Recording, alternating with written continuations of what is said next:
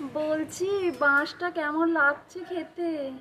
আমার তো মনে হচ্ছে সবচেয়ে বড় বাঁশ যদি দিয়ে থাকে, মহিলাদের দিচ্ছে বাঁশ। লক্ষ্মীর ভাণ্ডার গণ, রূপসী রূপসী কন্যা গণ, কন্যাশ্রী গণ। হ্যাঁ, কেমন লাগছে? পাল্টি খুব ভালো লাগছে বুঝি, পাল্টানো দরকার, তাই ড্যাশ ড্যাশ ড্যাশ। কেমন লাগছে বলুন তো আপনাদেরকে?